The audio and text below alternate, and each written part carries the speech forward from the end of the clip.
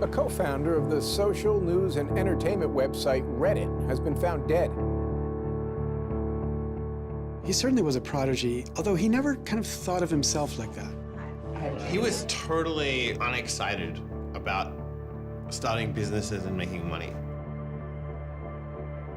There's a profound sense of loss tonight in Highland Park, Aaron Swartz' hometown, as loved ones say goodbye to one of the internet's brightest lights. Open access and computer activists are mourning his loss. An astonishing intellect. You talk to people who knew him. He was killed by the government, and MIT betrayed all of its basic principles. They wanted to make an example out of him, okay?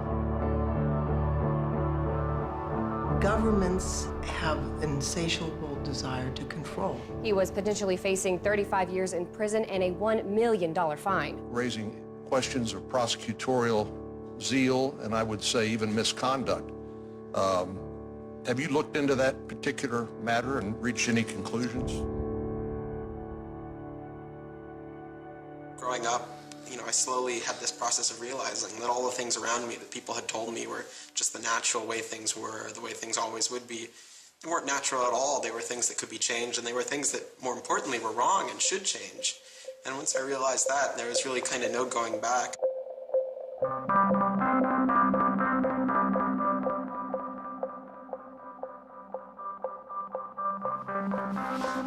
Welcome to Story Reading Time.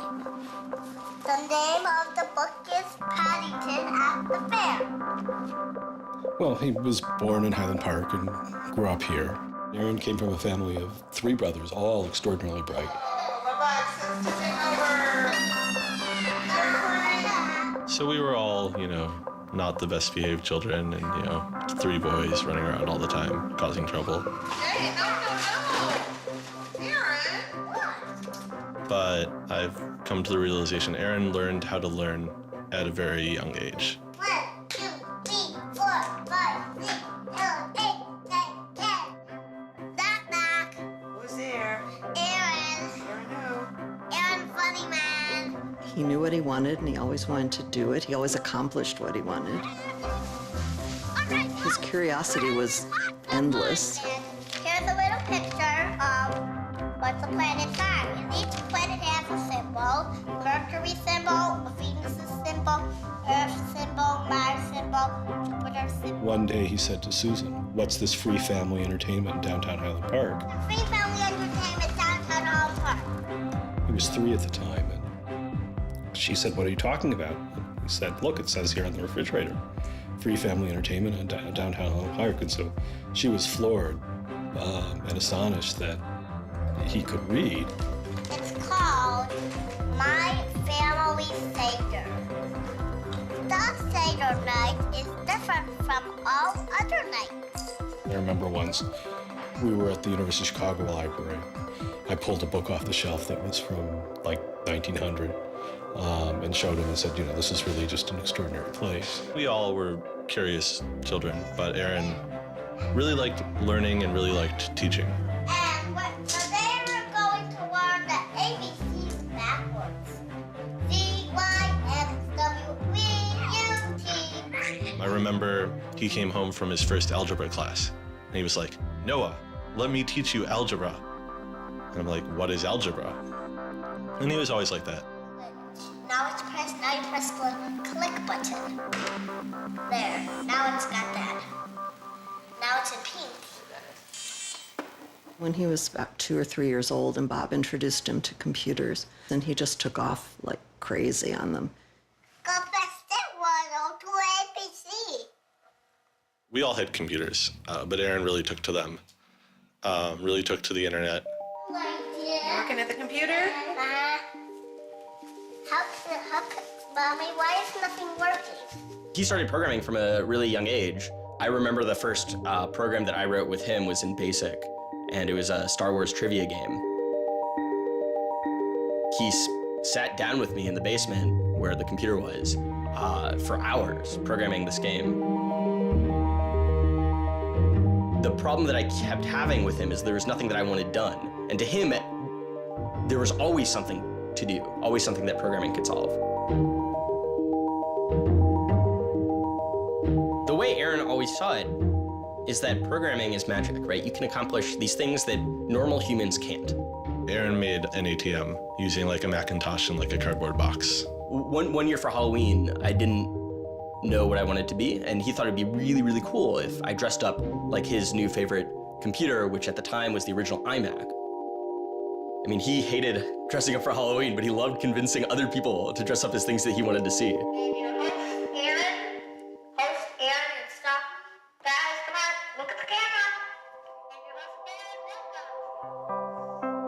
He made this website called The Info, where people can just fill in information. Like, I'm sure someone out there knows all about gold leafing. Why don't they write about that on this website? And then other people could come at a later point and read that information and edit the information if they thought it was bad. Not too dissimilar from Wikipedia, right? And this was before Wikipedia had begun, and this was developed by a 12-year-old in his room by himself, running on, this tiny server using ancient technology. And one of the teachers responds like, "This is a terrible idea. You can't just let anyone author the encyclopedia. The whole reason we have scholars is to write these books for us. How could you ever have such a terrible idea?" Me and my other brother would be like, "Oh, yeah, Wikipedia is cool, but we had that in our house like 5 years ago." Aaron's website, theinfo.org, wins a school competition hosted by the Cambridge-based web design firm Ars Digita. We all went to Cambridge for when he won the Ars Digita Prize. And, we had no clue what Aaron was doing. It was obvious that the prize was really important. Aaron soon became involved with online programming communities, then in the process of shaping a new tool for the web. He comes up to me, it's like, "Ben, there's this really awesome thing that I'm working on. You need to hear about it." I'm like, "Yeah, what is it?" He says, "It's this thing called RSS." And he explains to me what RSS is. I'm like, why is that useful, Aaron? Is any site using it? Why would I want to use it? There was this mailing list for people who were working on RSS and XML more generally. And there was a person on it named Aaron Swartz who was combative but very smart and who had lots of good ideas. And he didn't ever come to the face-to-face meetings. And they said, when are you going to come out to one of these face-to-face meetings? And he said, I don't think my mom would let me. I'm 14, I just turned 14. And so their first reaction was, well, this colleague we've been working with all year was 13 years old while we were working with him, and he's only 14 now. And their second reaction was, Christ, we really want to meet him. That's extraordinary. He was part of the committee that drafted RSS. What he was doing was to help build the plumbing for modern hypertext. And the piece that he was working on, RSS, was a tool that you can use to get summaries of things that are going on in other web pages.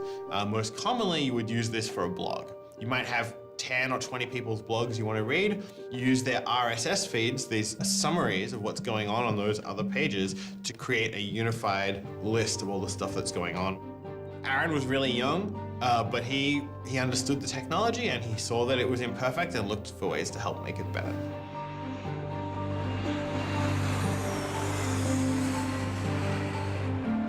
So his mom started bundling him on planes in Chicago. We'd pick him up in San Francisco. We'd introduce him to interesting people to argue with, and we'd marvel at his horrific eating habits. He only ate white food, only steamed rice and not fried rice because that wasn't sufficiently white, and white bread and so on. And you kind of marvel at the quality of the debate emerging from this, what appeared to be a small boy's mouth. And you think, this is a kid who's really going to go somewhere if he doesn't die of scurvy. Aaron, you're up. I think the difference is that now you can't make companies like Doc was saying. You can't have companies that just, let's sell dog food over the internet, let's sell dog food over cell phones. But there's still a lot of innovation going on. I think if you don't see the innovation, maybe your head is in the sand. He takes on this alpha nerd personality where he's sort of like, I'm smarter than you, and because I'm smarter than you, I'm better than you, and I can tell you what to do. It's an extension of him being kind of like a twerp. So you aggregate all these computers together and now they're solving big problems like searching for aliens and trying to cure cancer.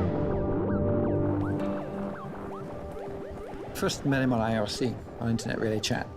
He didn't just write code. He also sort of got people excited about solving problems. He was a connector.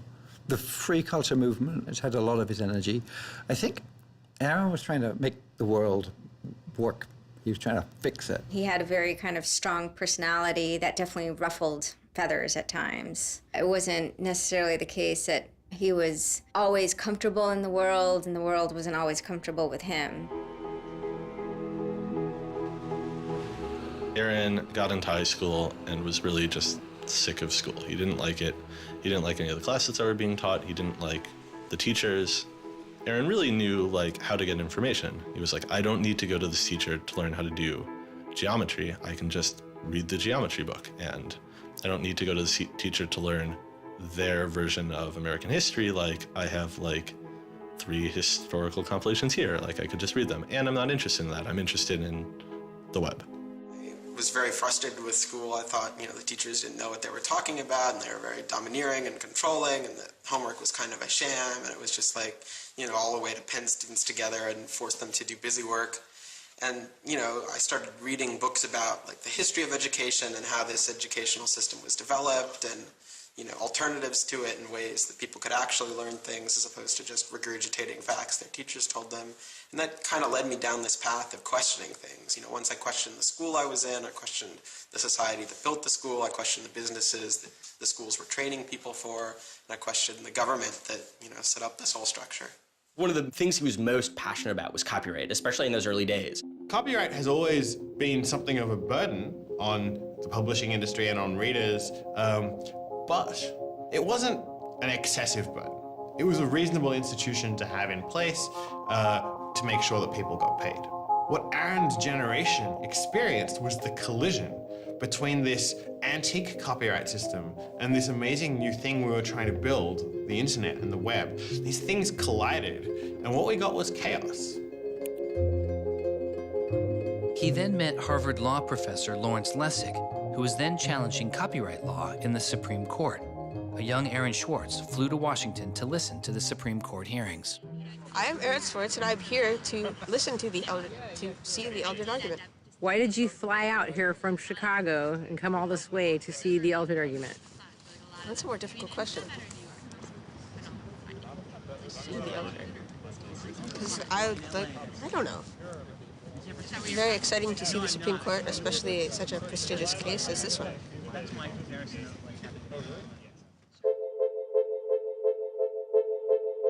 Lessig was also moving forward with a new way to define copyright on the internet. It was called Creative Commons. So the simple idea of Creative Commons is to give people, creators, a simple way to mark their creativity with the freedoms they intended to carry.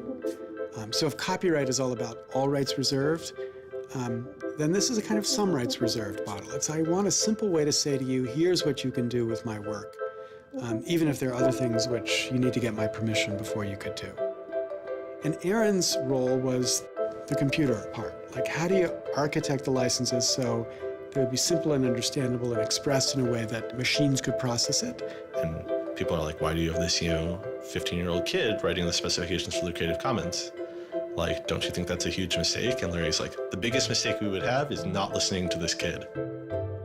He's not even tall enough to get over the podium, and it wasn't these movable podiums, so it was this embarrassing thing where once he put his screen up, nobody could see his face. When you come to our website here, and you go to choose license, it gives you this list of options, it explains what it means, and you fill out 3 simple questions. Do you want to require attribution? Do you want to allow commercial uses of your work? Do you want to allow modifications of your work? I was floored, just completely flabbergasted that these adults regarded him as an adult. And Aaron stood up there in front of a whole audience full of people and just started talking about the platform that he'd created for Creative Commons. And they were all listening to him. I was sitting at the back thinking, he's just a kid. Why are they listening to him? But they did. Well, I don't think I comprehended it fully. Though critics have said it does little to ensure artists get paid for their work, the success of Creative Commons has been enormous. Currently on the website Flickr alone, over 200 million people use some form of Creative Commons license. He contributed through his technical abilities, and yet it was not simply a technical matter to him. Aaron often wrote candidly in his personal blog. I think deeply about things, and I want others to do likewise. I work for ideas and learn from people. I don't like excluding people. I'm a perfectionist, but I won't let that get in the way of publication. Except for education and entertainment, I'm not going to waste my time on things that won't have an impact. I try to be friends with everyone, but I hate it when you don't take me seriously. I don't hold grudges. It's not productive, but I learn from my experience. I want to make the world a better place.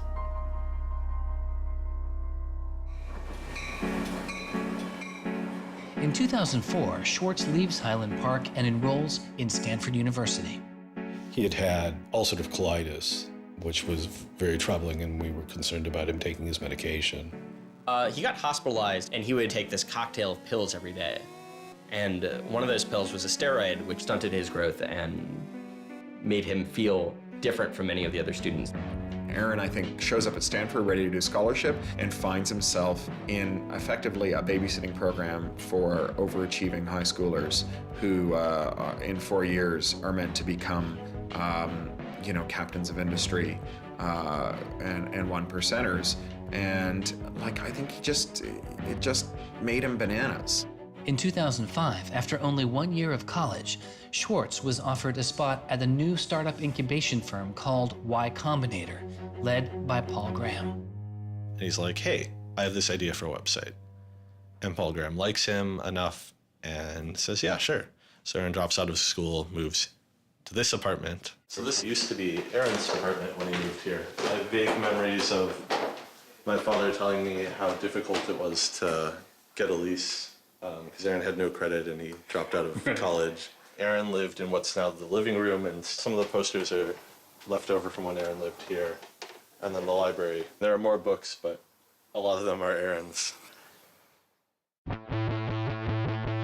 Aaron's Y Combinator site was called Infogami, a tool to build websites. But Infogami struggles to find users, and Swartz eventually merges his company with another Y Combinator project in need of help. It was a project headed by Steve Huffman and Alexis Ohanian, called Reddit. There we were, starting from almost nothing. No users, no money, no code, and growing day by day into a hugely popular website. And it showed no signs of letting up. First we had 1,000 users, then 10,000, then 20,000, and on and on. It was just incredible. Reddit becomes huge, and it's a real sort of geeky corner of the internet. There's a lot of humor, there's a lot of art, and there's just people who flock to the site and make that site the main site they go to every morning to get their news. Reddit kind of just borders on chaos at some level. So on the one hand, it's a place where people discuss news of the day, technology, politics, and issues.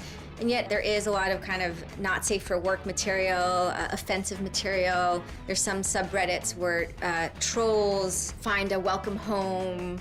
And so in that sense, Reddit has been kind of home to controversy as well. It kind of sits on that edge of chaos. Reddit catches the attention of the corporate magazine giant Condé Nast, who makes an offer to buy the company. Some large amount of money, large enough that my dad was getting bugged with questions about how do I store this money? Like a lot of money. Like a lot of money.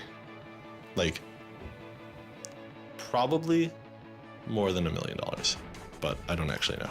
And he is how old at the time? 19, 20. So it was in this apartment. They sat around on what predated these couches, hacking on Reddit. And when they sold Reddit, they threw a giant party and then all flew out to California the next day and left the keys with me. It was funny, he just sold a startup, so we all kind of presumed he was the richest person around, but he said, oh no, I'll take this tiny little shoebox-sized room. That's all I need. It was barely larger than a closet. The idea of him spending his money on fancy objects just seems so implausible. He explains it's I like living in apartments, so I'm not going to spend a lot of money on a new place to live. I'm not going to buy a mansion. And I like wearing jeans and a t-shirt, so I'm not going to spend any more money on clothes. So like, it's, you know, really no big deal. What is a big deal to Swartz is how traffic flows on the internet and what commands our attention.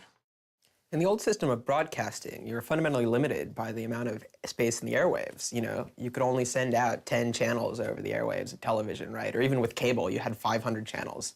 On the internet, everybody can have a channel. Everyone can get a blog or a MySpace page. Everyone has a way of expressing themselves. And so what you see now is not a question of who gets access to the airwaves. It's a question of who gets control over the ways you find people. You know, you start seeing power centralizing in sites like Google, these sort of gatekeepers that tell you where on the internet you want to go, the people who provide you your sources of news and information. So it's not, you know, only certain people have a license to speak. Now everyone has a license to speak. It's a question of who gets heard. After he started working in San Francisco at Condé Nast, he comes into the office and they want to give him a computer with all this crap installed on it and say that he can't install any new things on his computer, which to a developer is outrageous, right? From the first day, he was complaining about all this stuff. Gray walls, gray desks, gray noise. The first day I showed up here, I simply couldn't take it. By lunchtime, I had literally locked myself in a bathroom stall and started crying. I can't imagine staying sane with someone buzzing in my ear all day, let alone getting any actual work done. Nobody else seems to get work done here either. Everybody's always coming into our room to hang out and chat or invite us to play the new video game system that Wired is testing. He really had different aspirations that were politically oriented. And Silicon Valley just doesn't really quite have that culture that orients technical activity for the purposes of political goals. Aaron hated working for a corporation. They all hate working for Condé Nast, but Aaron is like the only one who's not going to take it. And Aaron basically gets himself fired by not showing up to work ever.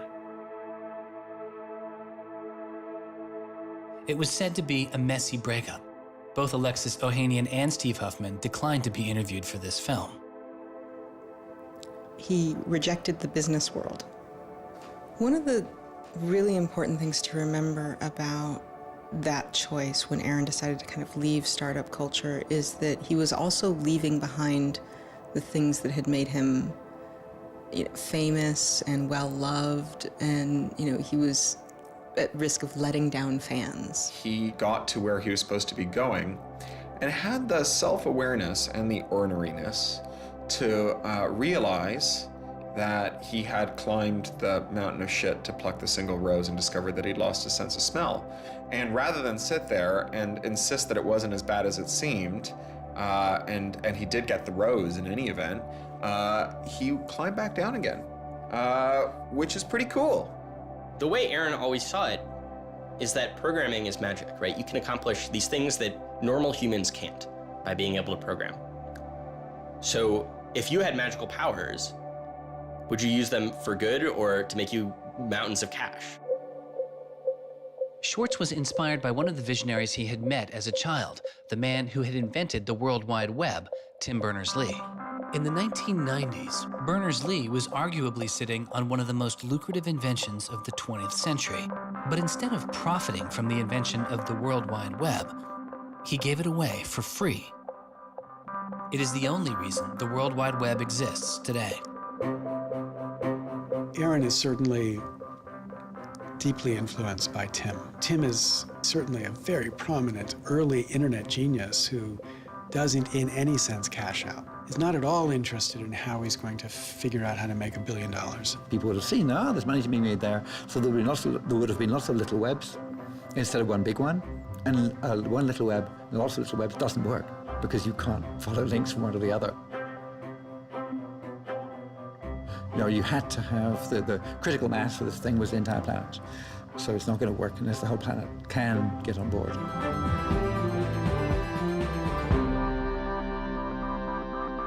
I mean, I feel very strongly that it's not enough to just live in the world as it is, to just kind of take what you're given and, follow the things that adults told you to do and that, your parents told you to do and that society tells you to do. I think you should always be questioning. I take this very scientific attitude that everything you've learned is just provisional, that, you know, it's always open to recantation or refutation or questioning.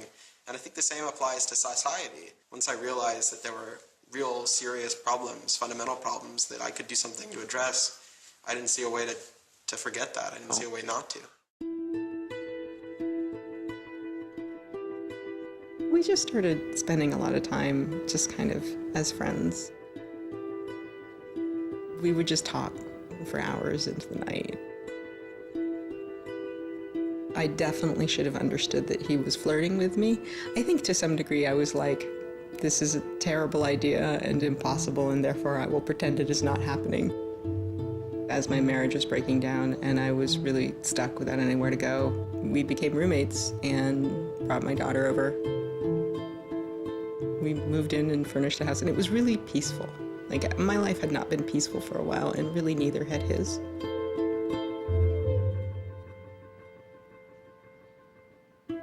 We were extremely close from the beginning of our romantic relationship. We were in constant contact, but we're both really difficult people to deal with.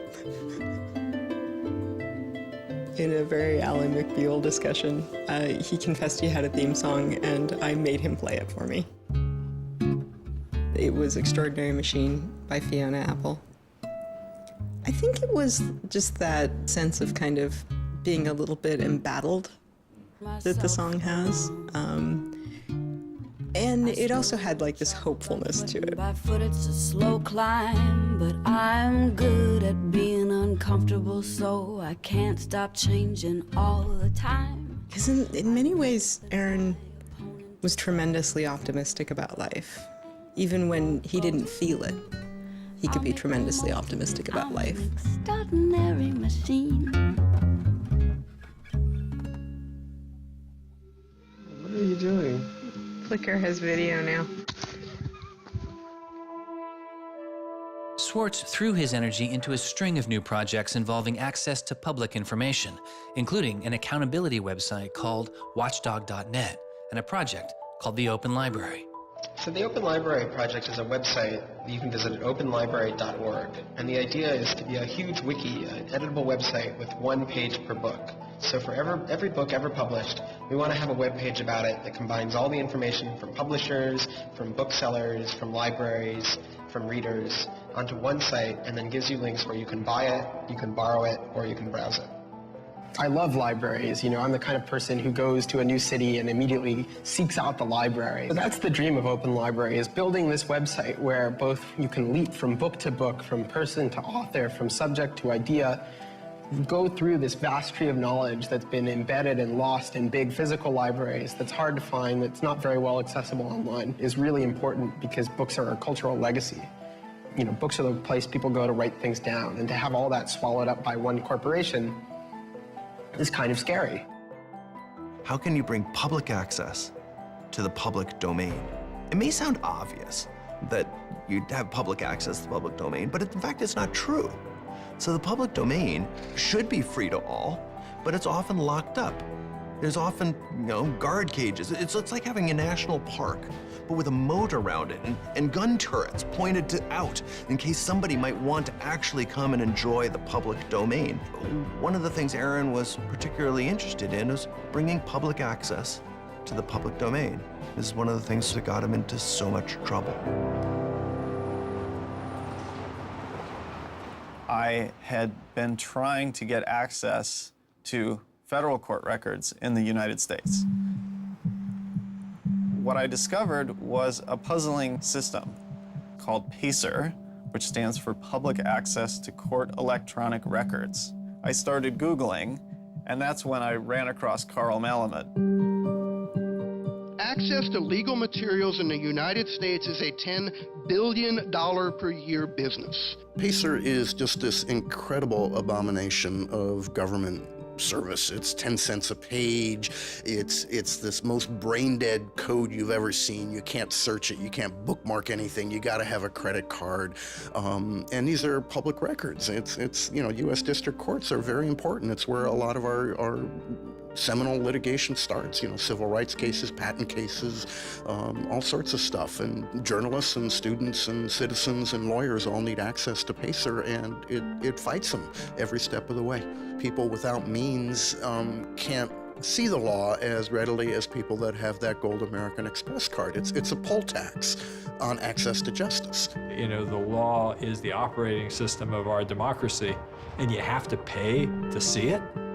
That's not much of a democracy. They make about $120 million a year on the PACER system, and it doesn't cost anything near that, according to their own records. In fact, it's illegal. The E-Government Act of 2002 states that the courts may charge only to the extent necessary in order to reimburse the costs of running PACER.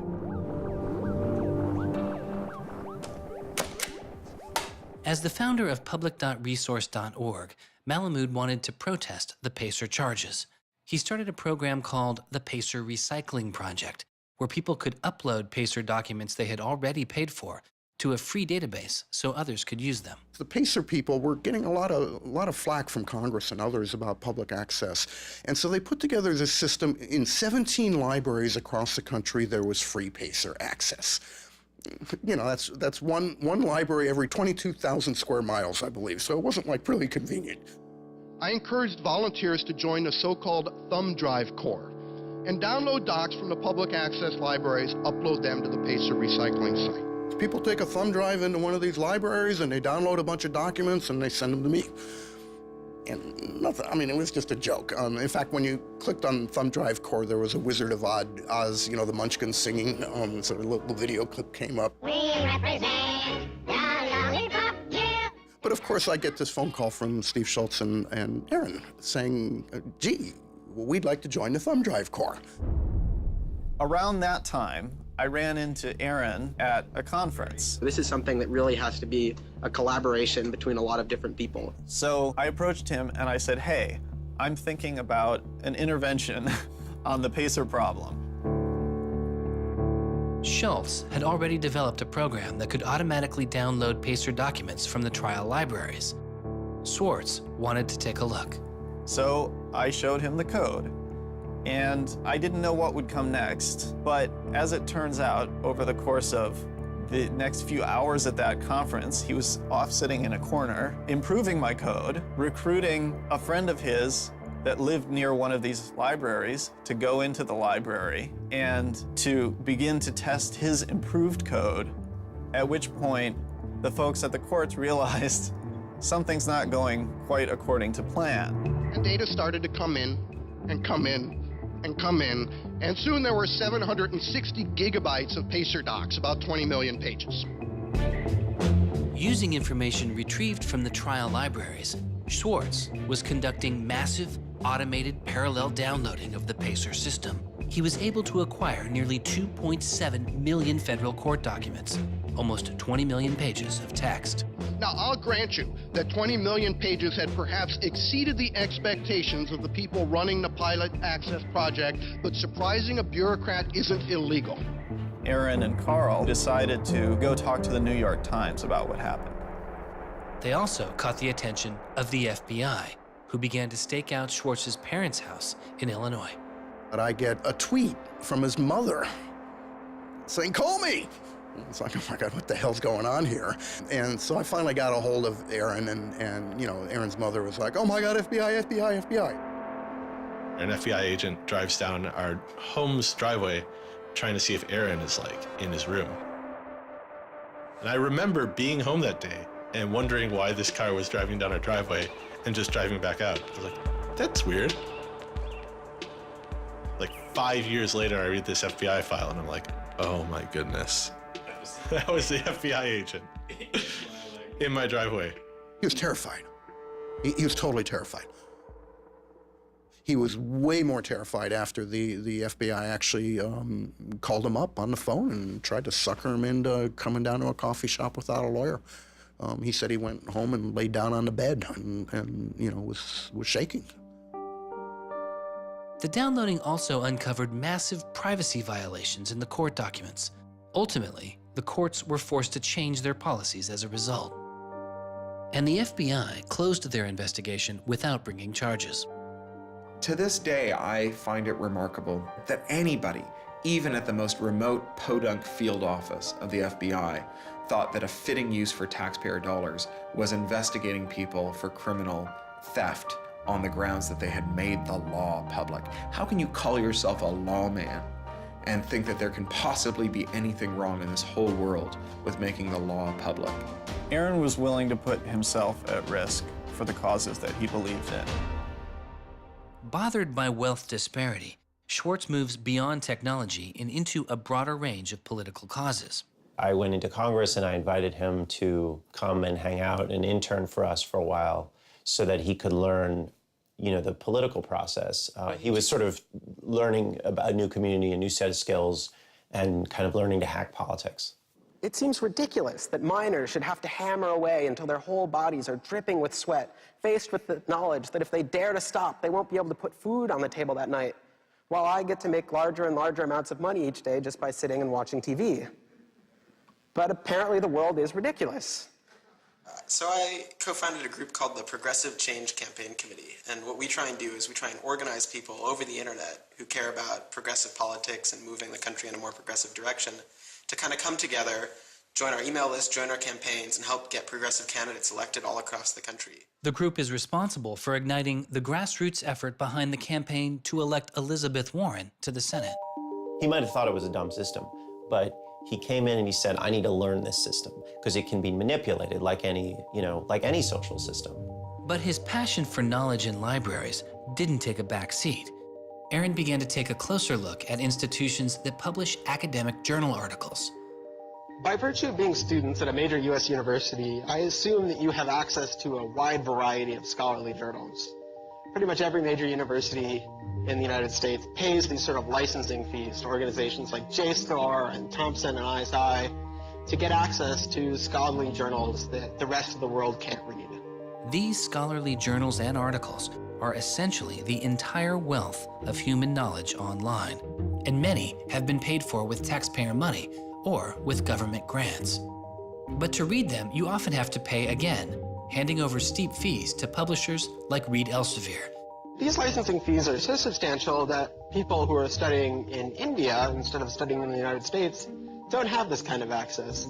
They're locked out from all of these journals. They're locked out from our entire scientific legacy. I mean, a lot of these journal articles, they go back to the Enlightenment. Every time someone has written down a scientific paper, it's been scanned and digitized and put in these collections. That is a legacy that has been brought to us by the history of people doing interesting work, the history of scientists. It's a legacy that should belong to us as a commons, as a people, but instead it's been locked up and put online by a handful of for-profit corporations who then try and get the maximum profit they can out of it. So a researcher paid by the university or the people publishes a paper, and in the very, very last step of that process, after all the work is done, after all the original research is done, the thinking, the lab work, the analysis, after everything is done at that last stage, then the researcher has to hand over his or her copyright to this multi-billion-dollar company. And it's sick. It's an entire economy built on volunteer labor. And then the publishers sit at the very top and scrape off the cream. Talk about a scam. One publisher in Britain made a profit of $3 billion last year. I mean, what a racket. JSTOR is just a very, very small player in that story, but for some reason, JSTOR is the player that Aaron decided to confront. He'd gone to some conference around open access and open publishing, and I don't know who the person from JSTOR was, but I think at some point Aaron asked the question, like, how much would it cost to open up JSTOR in perpetuity? And they gave some, I think it was $200 million, something that Aaron thought was totally ridiculous. Working on a fellowship at Harvard, he knew users on MIT's famously open and fast network Nextdoor had authorized access to the riches of JSTOR. Swartz saw an opportunity. You have a key to those gates. And with a little bit of shell script magic, you can get those journal articles. On September 24th, 2010, Swartz registered a newly purchased Acer laptop on the MIT network under the name Gary Host. The client name was registered as Ghost Laptop. He doesn't hack JSTOR in the traditional sense of hacking. The JSTOR database was organized, so it was completely trivial to figure out how you could download all the articles in JSTOR because it was basically numbered. It was basically, / number article 444,024, then 25, then 26. He wrote a Python script called keepgrabbing.py, which was like keep grabbing one article after another. The next day, Ghost Laptop begins grabbing articles, but soon the computer's IP address is blocked. For Swartz, it's barely a bump in the road. He quickly reassigns his computer's IP address and keeps downloading.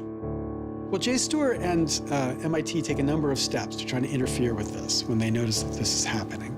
And when the more modest steps don't work, then at a certain stage, JSTOR just cuts off MIT from having access to the JSTOR database. So there's this kind of cat and mouse game around getting access to the JSTOR database. Aaron ultimately, obviously, is the cat because he has more technical capability than the JSTOR database people do in defending them.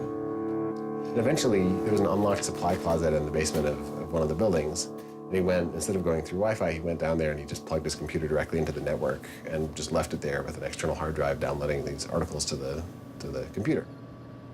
Unknown to Swartz, his laptop and hard drive had been found by authorities. They didn't stop the downloads. Instead, they installed a surveillance camera. They found the computer in this room in the basement of an MIT building. They could have unplugged it. They could have waited for the guy to come back and said, dude, what are you doing? You know, cut it out. Who are you? And they could have done all that kind of stuff, but they didn't. What they wanted to do was film it to gather evidence to make a case. That's the only reason you film something like that.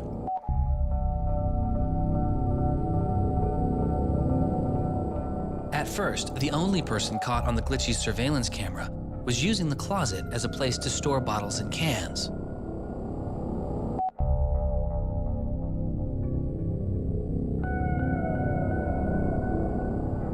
But days later, it caught Swartz.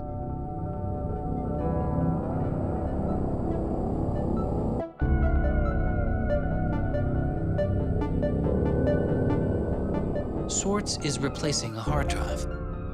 He takes it out of his backpack, leans out of frame for about 5 minutes, and then leaves.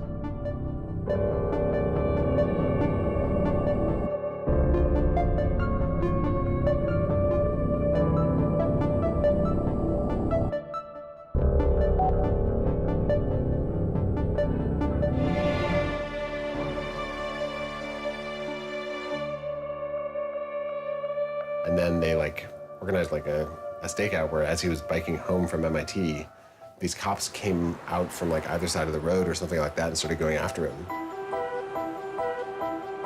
He describes that he was pressed down and assaulted by the police. He tells me that it's unclear that they were police that were after him. He thought that someone was trying to attack him. He does tell me they beat him up. I was just devastated. The notion of any kind of criminal prosecution of anyone in our family or anything was so foreign and incomprehensible, I didn't know what to do. Well, they execute search warrants at Aaron's house, his apartment in Cambridge, and his office at Harvard. 2 days before the arrest, the investigation had gone beyond JSTOR and the local Cambridge police. It had been taken over by the United States Secret Service. The Secret Service began investigating computer and credit card fraud in 1984, but 6 weeks after the attack on 9/11, their role expanded. President Bush used the Patriot Act to establish a network of what they called electronic crimes task forces. The bill before me takes account of the new realities and dangers posed by modern terrorists. According to the Secret Service, they are primarily engaged in activity with economic impact, organized criminal groups, or use of schemes involving new technology. The Secret Service turned Swartz's case over to the Boston U.S. Attorney's Office. There was a guy in the U.S. Attorney's Office who had the title head of the Computer Crimes Division or Task Force. I don't know what else he had going, but you're certainly not much of a computer crimes prosecutor without a computer crime to prosecute. So he jumped on it, kept it for himself, didn't assign it to someone else within the office or the unit, and that's Steve Hyman.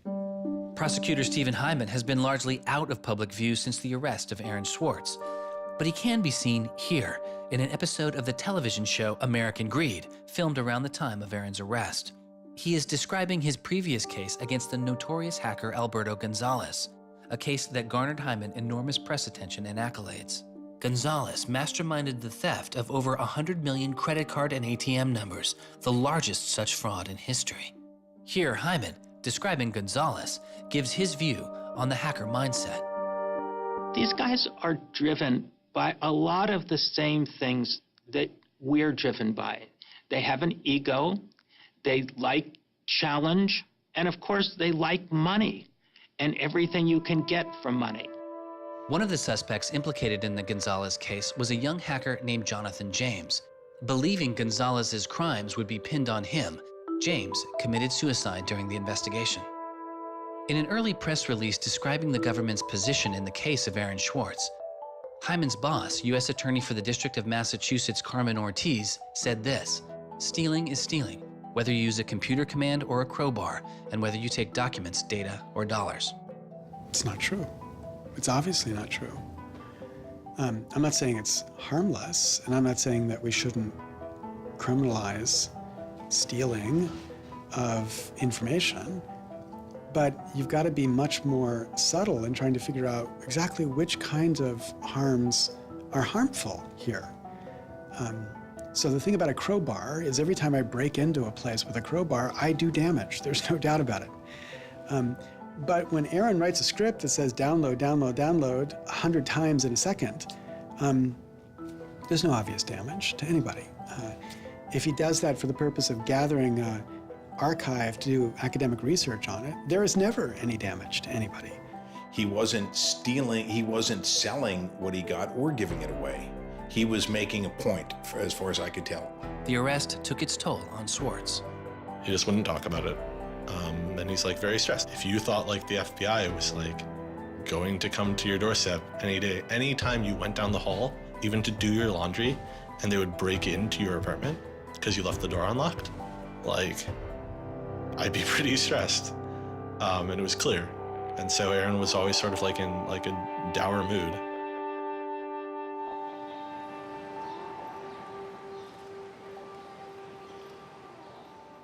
He wouldn't give off any sensitive information about his whereabouts during this time because he was so afraid that the FBI would be waiting for him. It was a time of unprecedented social and political activism. Time magazine would later name as their 2011 Person of the Year, the protester. There was a kind of hotbed of hacker activity going on. WikiLeaks had released a trove of diplomatic cables. Manning had been under arrest at the time. It was unknown whether he was the source of the leak. Anonymous, which is a kind of protest ensemble that has a lot of hackers in its ranks, were going on various sprees of sorts. If you compare that to what he did, his stuff should have been left behind for MIT and JSTOR to deal with in a kind of private, professional manner. It should have never gotten the attention of the criminal system. It just didn't belong there.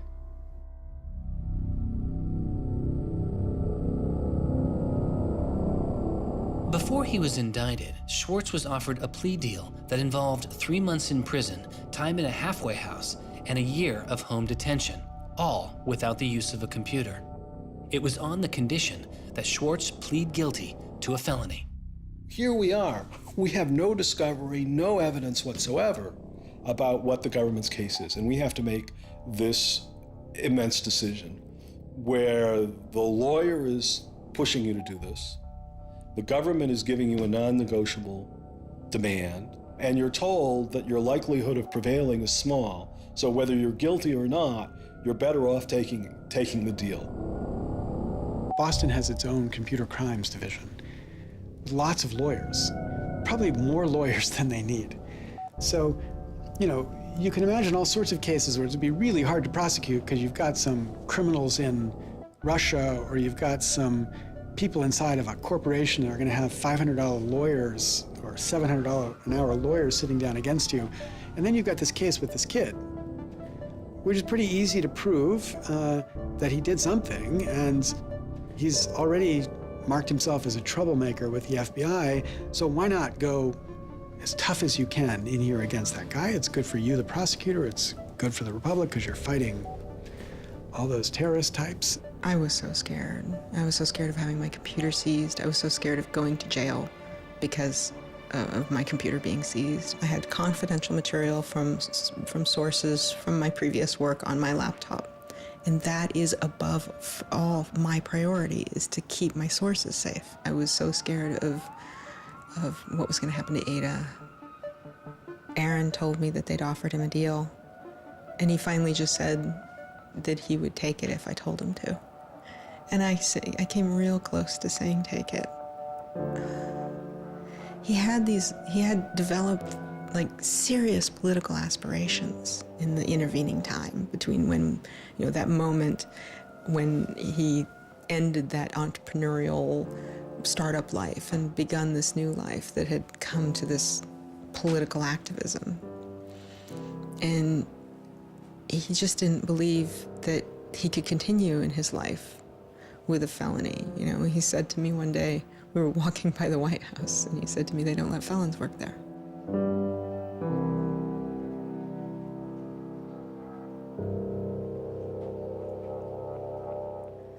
And he really wanted that to be his life. He hadn't killed anybody. He hadn't hurt anybody. He hadn't stolen money. He hadn't done anything that seemed felony worthy, right? And there is this idea that there's no reason that he should be labeled a felon and taken away his right to vote in many states for doing what he did. That's just outrageous. It makes sense for him to be, maybe fined a bunch of money or, asked not to come back to MIT again. But to be a felon, to face jail time. Swartz turned down the plea deal. Hyman redoubled his efforts. Hyman continued to press us at all levels. Even with the physical evidence seized from Aaron's Acer computer, hard drive, and USB drive, the prosecutors needed evidence of his motives. Why was Aaron Swartz downloading articles from JSTOR, and just what did he plan to do with them? The government claims that he was planning to publish these. We don't really know whether that was his real intention, because Aaron also had a history of doing projects where he'd analyze giant data sets of articles in order to learn interesting things about them. The best evidence for that was that when he was at Stanford, he also downloaded the whole Westlaw legal database.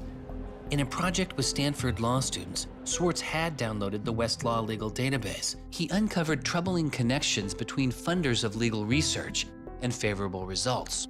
He did this amazing analysis of for-profit companies giving money to law professors who wrote law review articles which were then beneficial to Exxon during an oil spill, right? So it was a very corrupt system of funding, vanity research.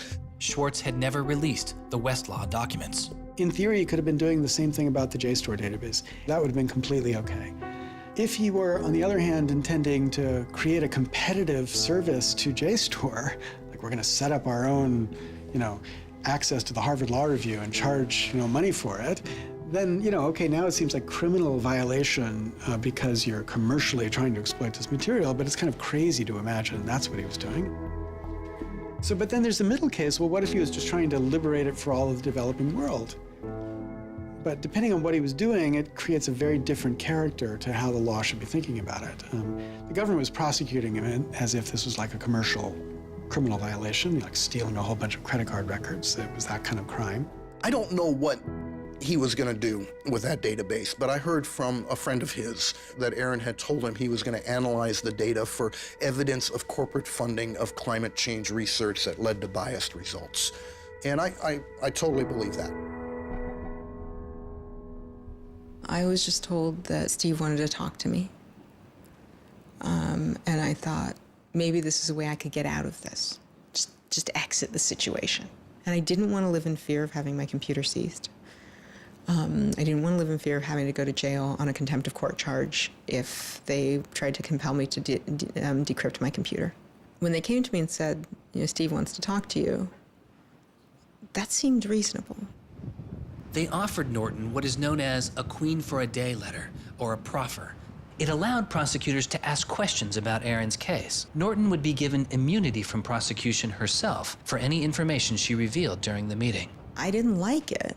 I told my lawyers repeatedly that this seemed fishy. I didn't like this. I didn't want immunity. I didn't need immunity. I hadn't done anything. But they were really, really stringent that they did not want me meeting the prosecutor without immunity. But just to be clear, this is a Queen for a Day deal, a proffer. Right, a proffer letter. In which you basically handed information over to them in exchange for protection from prosecution. So it wasn't handing information over. It was, at least that's not how I saw it. It was just having a discussion, having an interview with them. Well, they're asking you questions. They're asking me questions. They can ask about whatever they want. Right.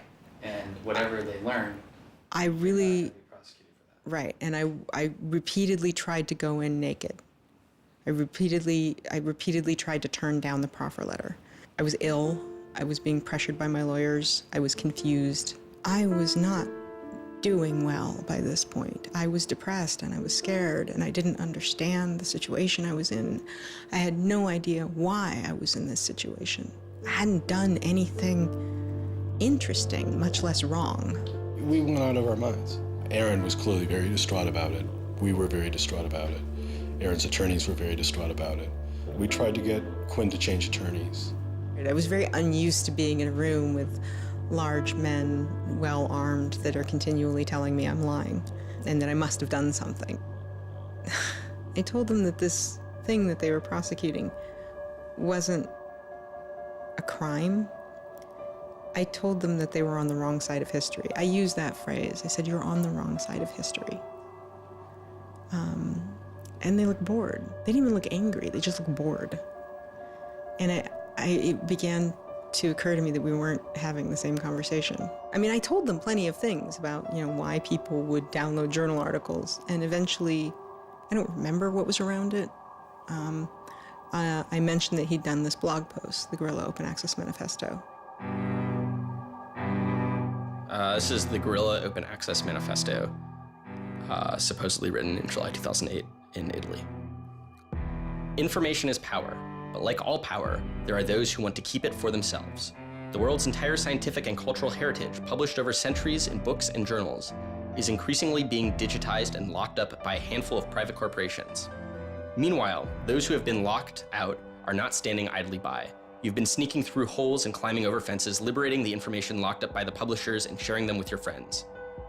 But all this action goes on in the dark, hidden underground. It's called stealing or piracy, as if sharing a wealth of knowledge were the moral equivalent of plundering a ship and murdering its crew. But sharing isn't immoral, it's a moral imperative. Only those blinded by greed would refuse to let a friend make a copy.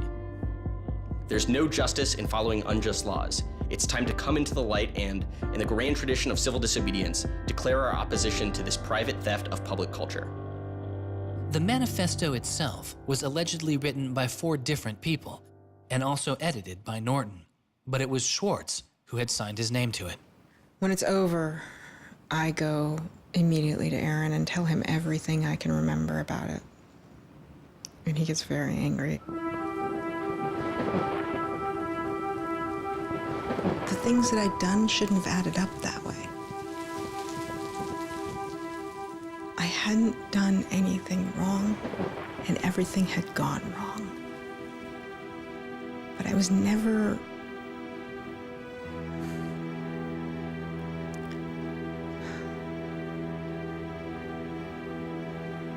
I'm still angry. I'm still angry that you can try your best with these people to do the right thing, and they will turn everything against you, and they will hurt you with anything they can. And in that moment, I regret that I said what I did. But my much larger regret is that we have settled for this, that we are okay with this. That we are okay with a justice system that tries to game people into little traps so they can ruin their lives. So yeah, I wish I hadn't said that, but I am much, much angrier that this is where I am. That this is what we as a people think is okay. They used every method that I think they could think of to get her to provide information which would be unhelpful to Aaron and helpful to the prosecution of Aaron. Right. But you know, I don't think she had information that was helpful to the government. Months go by as Swartz's friends and family await a looming indictment. In the meantime, Swartz was becoming a go-to expert on a series of internet issues. To you then, do you think that the internet is something that should be considered a human right and something that the government cannot take away from you? Yes, definitely. I mean, this notion that national security is an excuse to shut down the internet, that's exactly what we heard in Egypt and Syria and all these other countries. And so, yeah, it's true. Sites like WikiLeaks are going to be putting up some embarrassing material about what the U.S. government does, and people are going to be organizing to protest about it and try and change their government. You know, and that's a good thing. That's what all these First Amendment rights of free expression, of freedom of association are all about. And so the notion that we should try and shut those down, I think, just goes against very basic American principles. The principle, I think, is one that our founding fathers would have understood. If the internet had been around back then, instead of putting post offices in the Constitution, they would have put ISPs. Well, it's definitely interesting to see how... Swartz meets activist Terence Steinbrickner Kaufman, and the two begin to date. We need a massive global public outcry. If there's no massive global public outcry, it won't create any change. You know, 4 people in this city should cause a massive global public outcry. You know, we need a petition signer. Without telling her specifics, he warned her he was involved in something he called simply the bad thing. And I had sort of crazy theories, like that he was having an affair with Elizabeth Warren or something. I speculated both Hillary Clinton and Elizabeth Warren, actually, but so sometime in probably late July, Aaron called me, and I happened to pick up, and he said, you know, the bad thing might be in the news tomorrow. Do you want me to tell you, or do you want to read about it in the news? And I said, well, I want you to tell me. And he said, well, I've been arrested for downloading too many academic journal articles, and they want to make an example out of me. And I was like, that's it? That's the big fuss? Really? Like, it just doesn't sound like a very big deal. On July 14th, 2011, federal prosecutors indict Swartz on 4 felony counts. He gets indicted on the same day that like 2 people in England who are part of LulzSec get arrested, and like a few other real hackers. And Aaron is just like someone who kind of looks like a hacker, enough that they can like, you know, put his head on a stake and like put it on the gates. Aaron went to surrender, and they arrested him. They then strip searched him, took away his shoelaces, took away his belt, and left him in solitary confinement. The District of Massachusetts United States Attorney's Office released a statement saying Swartz faces up to 35 years in prison, to be followed by 3 years of supervised release, restitution, forfeiture, and a fine of up to $1 million. He is released on $100,000 bail. The same day, the primary victim in the case, JSTOR, formally drops all charges against Swartz and declines to pursue the case. JSTOR, they weren't our friends, they weren't helpful or friendly to us, but they also were just kind of like, we're not part of this. JSTOR and their parent company, Ithaca, also sidestepped requests to talk with this film. But at the time, they released a statement saying it was the government's decision whether to prosecute, not JSTOR's. And so it's our belief that with that, the case will be over. That we should be able to get Steve Hyman to drop the case or settle it in some rational way. And the government refused. Why? Well, because I think they wanted to make an example out of Aaron. And they said they wanted to, the reason why they wouldn't move on requiring a felony conviction and jail time was that they wanted to use this case as a case of for deterrence. They told us that. They told you that? Yes. This was going to be an example? Yes. He was going to be an example? Yes. Steve Hyman said that. Deterring who? Like, there's other people out there running around logging onto JSTOR and downloading the articles to make a political statement. I mean, who are they deterring? It would be easier to understand the Obama administration's posture of supposedly being for deterrence if this was an administration that, for instance, prosecuted arguably the biggest economic crime that this country has seen in the last 100 years, the crimes that were committed that led to the financial crisis on Wall Street. When you start deploying the non-controversial idea of deterrence only selectively, you stop making a dispassionate analysis of lawbreaking, and you started deciding to deploy law enforcement resources specifically on the basis of political ideology. And that's not just undemocratic, it's supposed to be un-American. Prosecutor Stephen Hyman later reportedly told MIT's outside counsel that the straw that broke the camel's back was a press release sent out by an organization Swartz founded called Demand Progress. According to the MIT account, Hyman reacted to the short statement of support, calling it a wild internet campaign and a foolish move that moved the case from a human one-on-one level to an institutional level.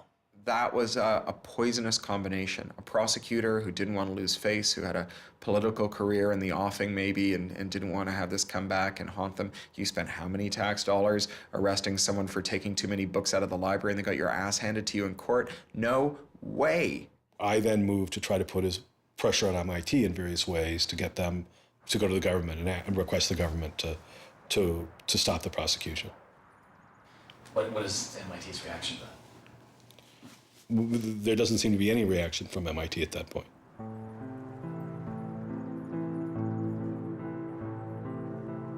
MIT doesn't defend Aaron, which to people inside of the MIT community seems outrageous because MIT is a place that encourages hacking in the biggest sense of the word. At MIT, the idea of going and running around on roofs and tunnels that you weren't allowed to be in was not only a rite of passage, it was part of the MIT tour. And lockpicking was a winter course at MIT. They had the moral authority to stop it in its tracks. MIT never stood up and took a position of saying to the feds, don't do this. We don't want you to do this. You're overreacting. This is too strong, that I'm aware of. They acted kind of like any corporation would. They helped the government. They didn't help us unless they felt they had to, and they never tried to stop it. MIT declined repeated requests to comment, but they later released a report saying they attempted to maintain a position of neutrality and believed Hyman and the U.S. Attorney's Office did not care what MIT thought or said about the case. MIT's behavior seemed really at odds with the MIT ethos, right? You could argue that MIT turned a blind eye and that was okay for them to do. But taking that stance, taking that neutral stance in and of itself was taking a pro-prosecutor stance. If you look at Steve Jobs and Steve Wozniak, they started by selling a blue box, which was a thing designed to defraud the phone company. If you look at Bill Gates and Paul Allen, they initially started their business by using computer time at Harvard, which was pretty clearly against the rules. The difference between Aaron and the people I just mentioned is that Aaron wanted to make the world a better place. He didn't just want to make money. Swartz continues to be outspoken on a variety of internet issues. You know, the reason the internet works is because of the competitive marketplace of ideas. And what we need to be focusing on is getting more information about our government, more accessibility, more discussion, more debate. But instead, it seems like what Congress is focused on is shutting things down. Aaron thought he could change the world just by explaining the world very clearly to people. Flame can literally control your computer and make it spy on you. Welcome, Aaron. Good to have you back on the show here. You know, just like spies used to in olden days put microphones and tap what people were saying, now they're using computers to do the same things. Schwartz's political activity continues, his attention turning to a bill moving through Congress designed to curb online piracy. It was called SOPA. Activists like Peter Eckersley saw it as an enormous overreach, threatening the technical integrity of the internet itself. And one of the first things I did was to call Aaron. I said, can we do a big online campaign against this? This isn't a bill about copyright. It's not? No, he said. It's a bill about the freedom to connect. Now I was listening. And he thought about it for a while and then said yes. And he went and founded Demand Progress. Demand Progress is an online activism organization. We've got around 1.5 million members now, but started in the fall of 2010. Aaron was one of the most prominent people in a community of people who helped lead organizing around social justice issues at the federal level in this country. SOPA was the bill that was intended to curtail online piracy of music and movies, but what it did was basically take a sledgehammer to a problem that needed a scalpel. If passed, the law would allow a company to cut off finances to entire websites without due process, or even to force Google to exclude their links. All they needed was a single claim of copyright infringement. It pitted the titans of traditional media against a new and now far more sophisticated remix culture. It makes everyone who runs a website into a policeman. And if they don't do their job of making sure nobody on their site uses it for anything that's even potentially illegal, the entire site can get shut down without even so much as a trial. This was over the top. I mean, this was a catastrophe. This bill poses a serious threat to speech and civil liberties for all who use the internet. There were only a handful of us who said, look, we're not for piracy either, but it makes no sense to destroy the architecture of the internet, the domain name system, and so much that makes it free and open in the name of fighting piracy. And Aaron got that right away. The freedoms guaranteed in our Constitution, the freedoms our country had been built on, would be suddenly deleted. New technology, instead of bringing us greater freedom, would have snuffed out fundamental rights we'd always taken for granted. And I realized that day, talking to Peter, that I couldn't let that happen. When SOPA was introduced in October 2011, it was considered inevitable. Our strategy when it first came out was to hopefully slow the bill down, maybe weaken it a little bit, but even we didn't think that we would be able to stop this bill. Having worked in Washington, what you learn is that typically in Washington, the legislative fights are fights between different sets of corporate moneyed interests. They're all duking it out to pass legislation. And the fights that are the closest are when you have one set of corporate interests against another set of corporate interests, and they're financially equally matched in terms of campaign contributions and lobbying. Those are the closest ones.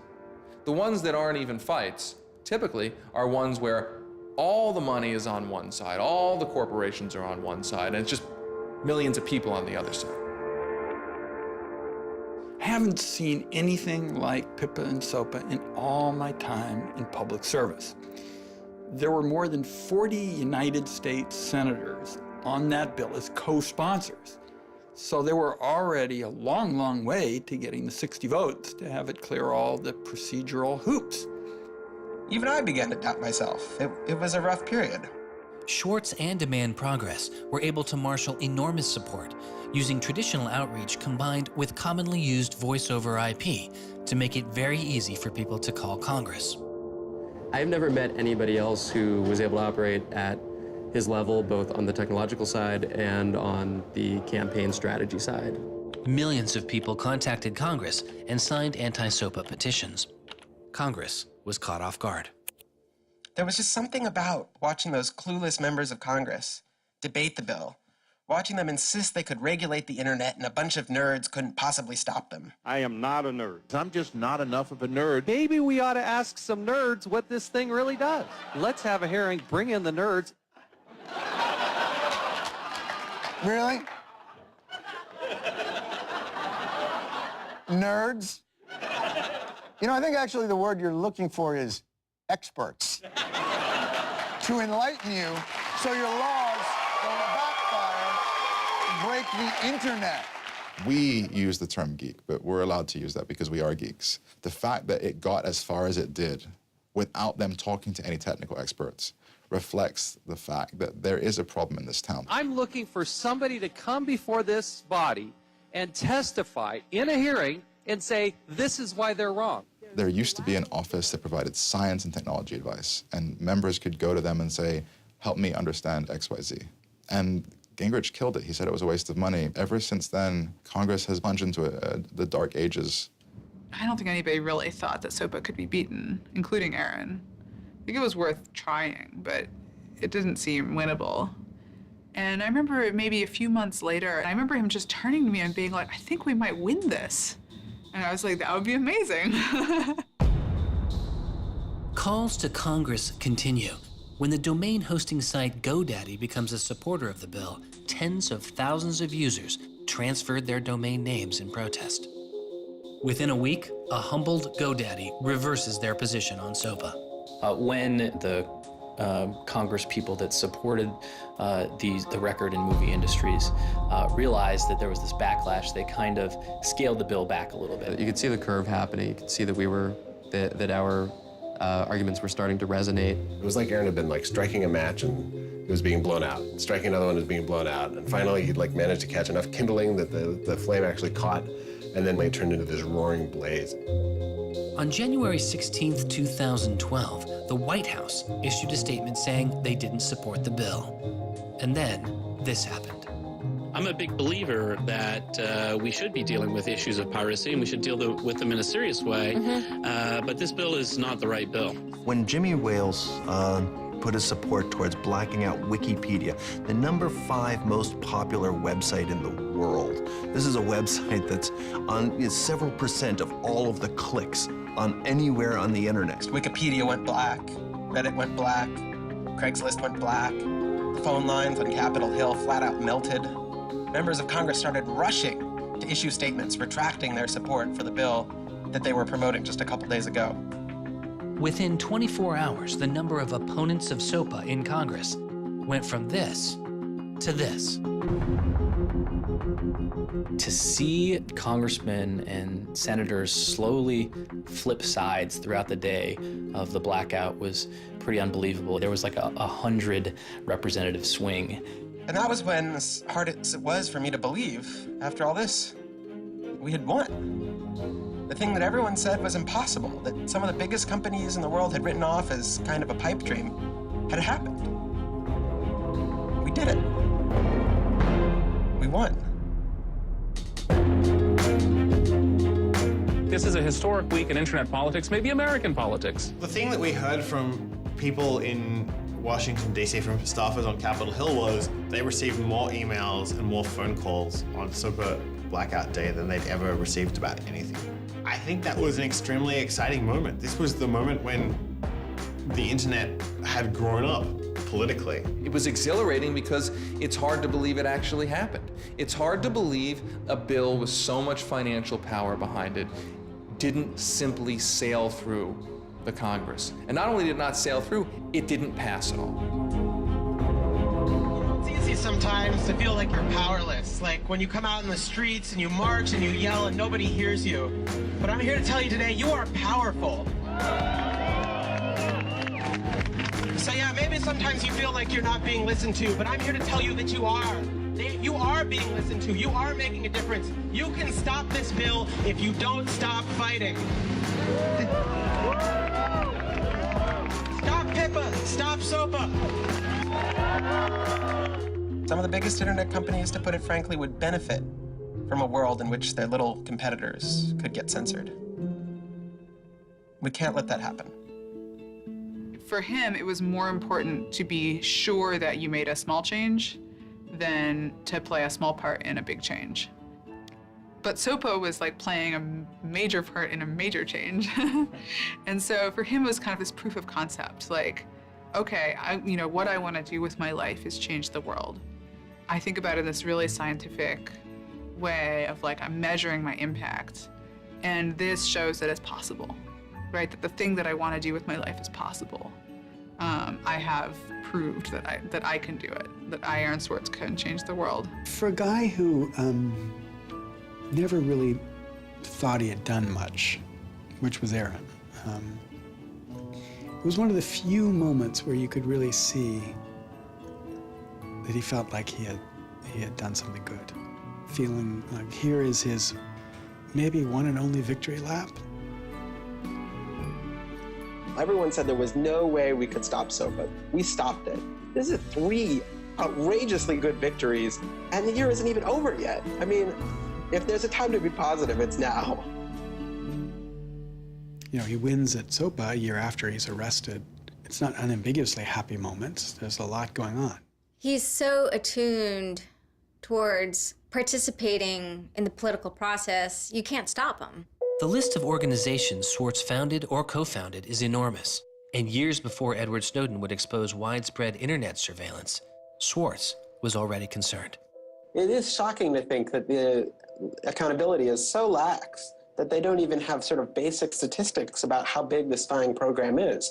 And if the answer is, oh, we're spying on so many people we can't possibly even count them, then that's an awful lot of people, right? And even one thing if they said, look, you know, we know the number of telephones we're spying on, we don't know exactly how many real people that corresponds to, but they just came back and said, we can't give you a number at all. That's pretty, I mean, it's scary is what it is. Well, that's scary. You know, they put incredible pressure on him, took away his, you know, all of the money he had made. They, you know, threatened to take away his physical freedom. Why'd they do it, you know? I mean, well, why are they going after whistleblowers, you know? Why are they going after people who tell the truth about all sorts of things? I mean, from the banks to the, you know, to war, to just sort of government transparency. So secrecy serves those who are already in power. And we are living in an era of secrecy that coincides with an era where the government is doing also a lot of things that are probably illegal and unconstitutional. So those two things are not coincidences. It's very clear that this technology has been developed not for small countries overseas, but right here for use in the United States by the U.S. government. The problem with the spying program is it's this sort of long, slow expansion, you know, going back to the Nixon administration, right? Obviously, it became big after 9/11 under George W. Bush, and Obama has continued to expand it, and the problems have slowly grown worse and worse. But there's never been this moment you can point to, say, okay, we need to galvanize opposition today because today is when it matters. Instead, it's mattered for. The prosecution, in my estimation, of Aaron Swartz was about sending a particular laser-like message to a group of people that the Obama administration sees as politically threatening. And that is essentially the hacker, the information, and the democracy activist community. And the message that the Obama administration wanted to send to that particular community was, in my estimation, we know you have the ability to make trouble for the establishment. And so we are going to try to make an example out of Aaron Swartz to scare as many of you as possible into not making that trouble. And the government said, oh, the legal opinions we're using to legalize the spying program are also classified. So we can't even tell you which laws we're using to spy on you. You know, every time they can say, oh, this is another instance of cyber war, the cyber criminals are attacking us again, we're all in danger, we're all under threat. They use those as excuses to push through more and more dangerous laws. And so just to follow that up, like personally, how do you feel the fight is going, I guess? It's up to you. I know, but we gotta like, you know. You know, there's sort of these two polarizing perspectives, right? Everything is great. The internet has created all this freedom and liberty and everything's going to be fantastic. Or everything is terrible. The internet has created all these tools for cracking down and spying and, you know, controlling what we say. And I think both are true, right? The internet has done both. And both are kind of amazing and astonishing. And which one will win out in the long run is up to us. It doesn't make sense to say, oh, one is doing better than the other. You know, they're both true. And it's up to us which ones we emphasize and which ones we take advantage of, because they're both there and they're both always going to be there.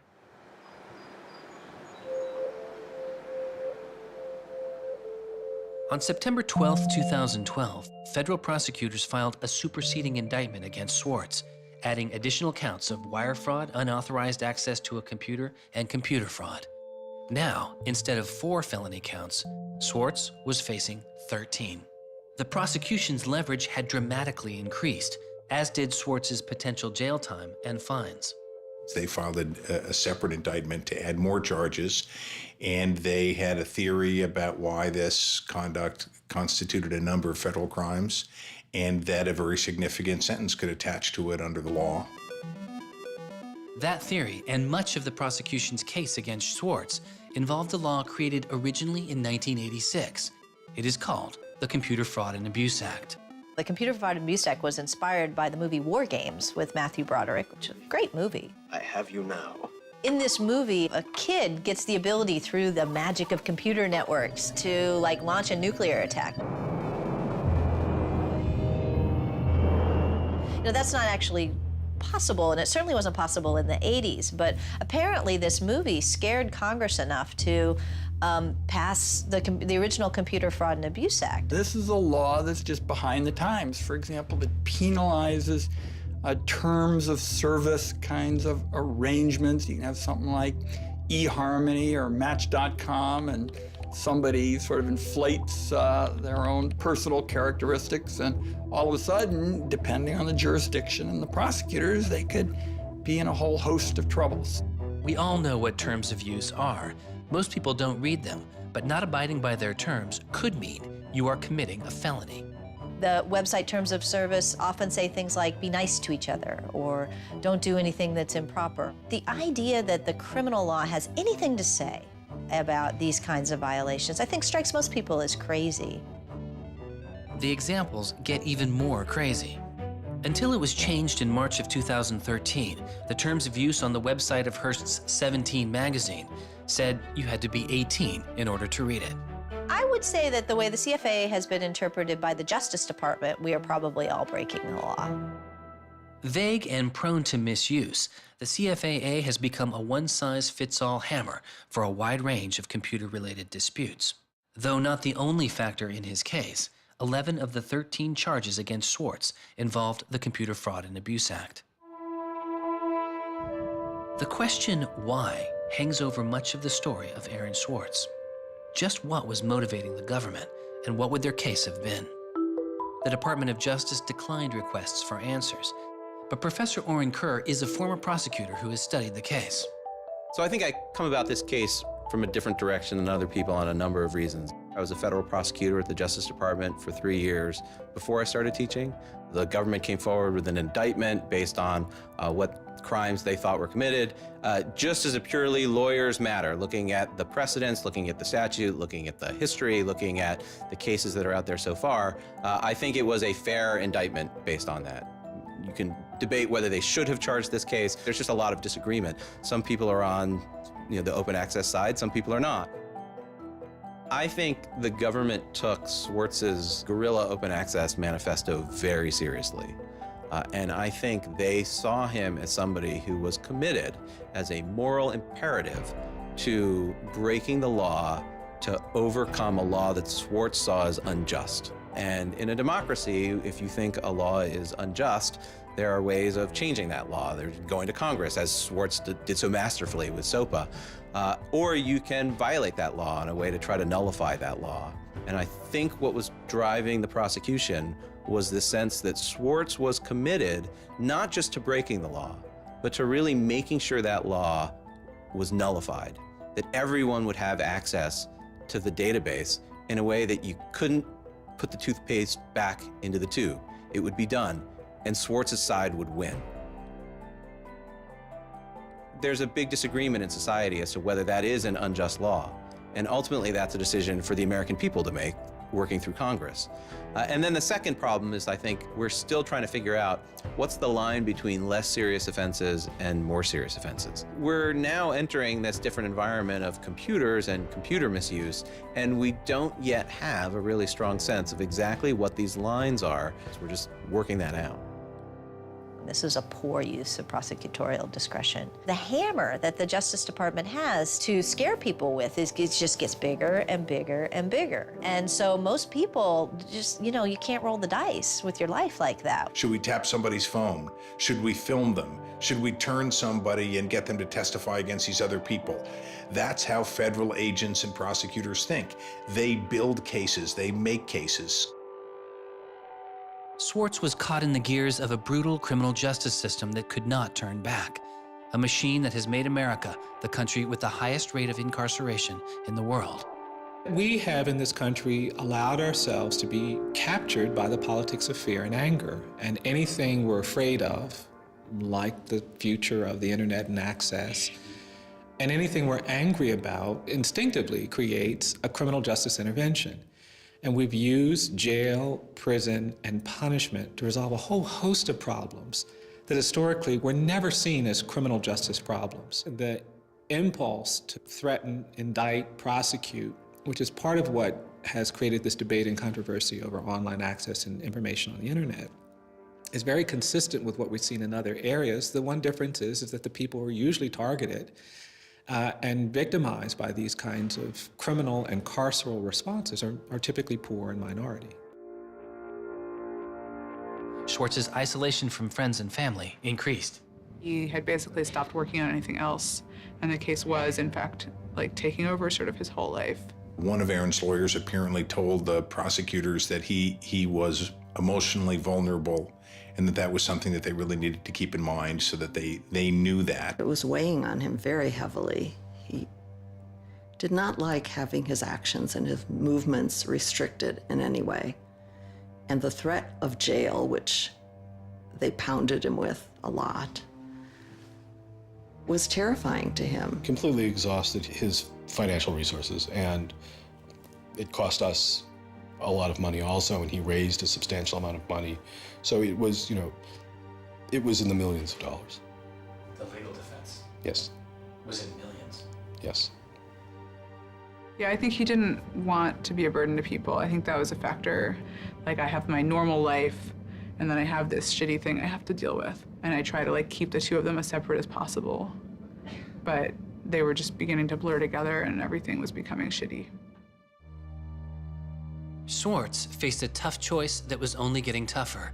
Do you admit guilt and move on with your life, or do you fight a broken system? With his legal case, the answer was simple. He rejects the final plea deal, and a trial date is set.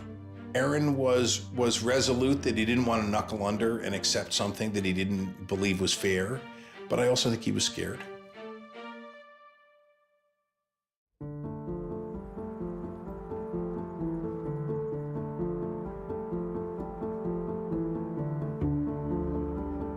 I don't think they would have convicted Aaron. I think we would have walked him out of that courthouse, and I would have given him a big hug, and we would have walked across that little river in Boston and gone and had a couple of beers. I really thought that we were right. I thought that we were going to win the case. I thought that we could win the case. He didn't talk about it very much, but you could see the enormous pain that he was going through.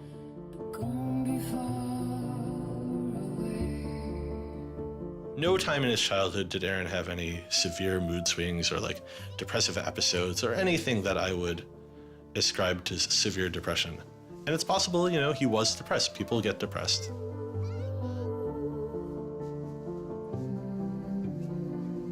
Very early in our relationship, 3 or 4 weeks in or something, I remember him saying to me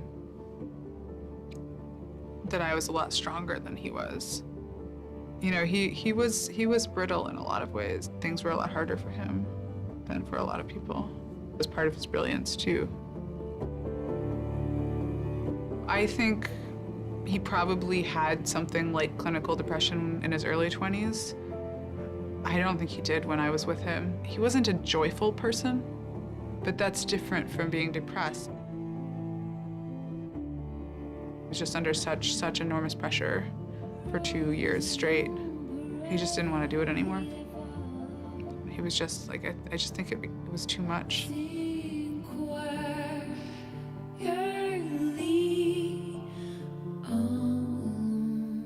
I got a phone call late at night.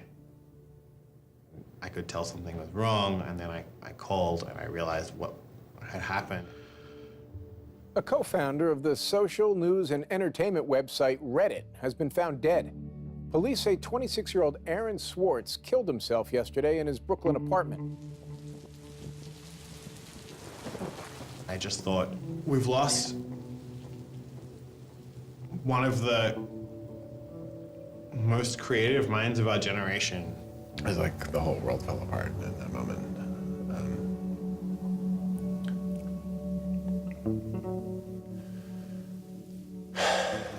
It was one of the hardest nights of my life. As I kept screaming, I can't hear you. What did you say? I can't hear you. I can't. That's it.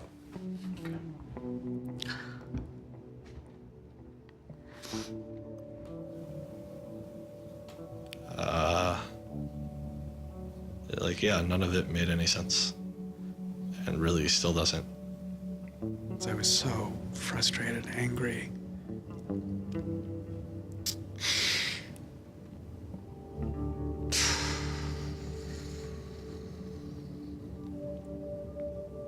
I tried to explain it to my kids. My 3-year-old told me that the doctors would fix him.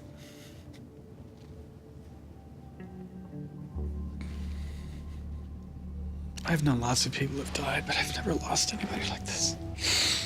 Because everybody feels, and I do too, there's so much we could have more to do. Like, I just didn't know he was there. I didn't know this was what he was suffering, and he was part of me. And I just wanted it to not be real. And then I just looked at his Wikipedia page and I saw the end date.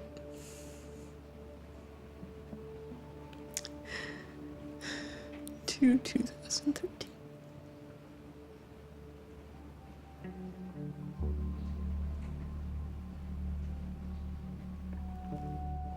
Aaron is dead. Wanderers in this crazy world, we have lost a mentor, a wise elder. Hackers for right, we're one down. We've lost one of our own. Nurturers, carers, listeners, feeders, parents, all, we have lost a child. Let us all weep.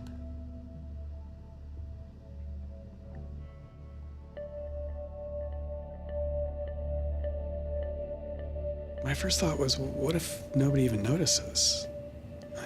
Because it wasn't clear to me how salient he was. I had never seen anything quite like the outpouring I saw. The net just lit up.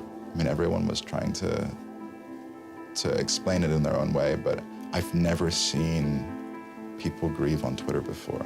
People were visibly grieving online. He was the internet's own boy, and the old world killed him. We are standing in the middle of a time when great injustice is not touched. The architects of the financial meltdown have dinner with the president regularly. In the middle of that time, the idea that this was what the government had to prosecute just seems absurd if it weren't tragic. The question is, can we do something, given what's happened, to make the world a better place? And how can we further that legacy? That's the only question one can ask. All over the world, there were starting to be hackathons and gatherings. Aaron Swartz has, in some sense, brought the best out of us in trying to say, how do we fix this? He was, in my humble opinion, one of the true extraordinary revolutionaries that this country has produced.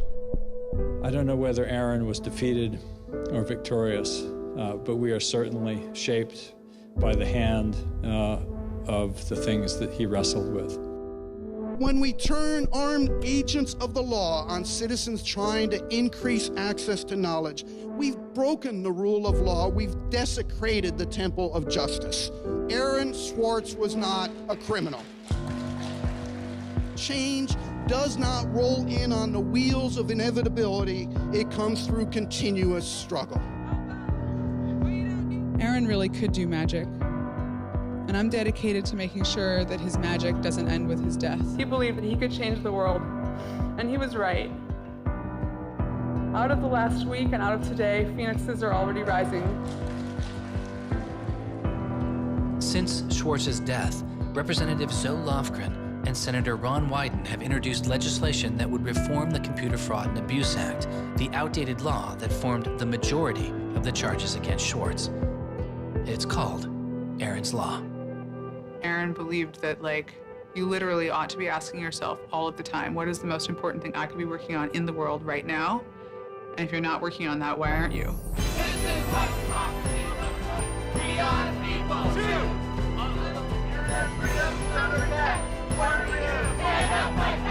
Internet freedom is under attack. What do we do? Hey, hey, go home. Minorities have got to go. Hey, hey. I wish we could change the past, but we cannot. but we can change the future, and we must. We must do so for Aaron. We must do so for ourselves. We must do so to make our world a better place, a more humane place, a place where justice works and access to knowledge becomes a human right. So there was a kid back in February from Baltimore, 14 years old, who had access to JSTOR. And he'd been spelunking through JSTOR after reading something. And he figured out a way to do early tests for pancreatic cancer. And pancreatic cancer kills the shit out of you because we detect it way too late. By the time we detect it, it's already too late to do anything about it. He sent emails off to the entire oncology department at Johns Hopkins, you know, hundreds of them. And every 14-year-old kid, yeah. And most of them ignored it, right? But one of them sent him an email back and said, this is not an entirely stupid idea. Why don't you come on over? And this kid worked evenings and weekends with this researcher. And in February, I heard him on the news, just a couple of weeks after Aaron died, when Aaron was in the news a lot. Sorry. And he said the reason he was on the news is because they'd done it. They were shipping an early test for pancreatic cancer that was going to save lives. And he said, this is why what Aaron did was so important. Because you never know, right? This truth of the universe is not only something that policymakers use to figure out, you know, what the speed limit should be. It's where the thing that's going to keep, you know, your kid from dying of pancreatic cancer comes from. And without access, the person who might come up with the thing that's got your number on it may never find that answer. He slept so well, he didn't fall out of bed once, not even when he dreamed he was back on the space quest. Very good, Aaron. Very good. Yay, Aaron. Okay, now it's song time.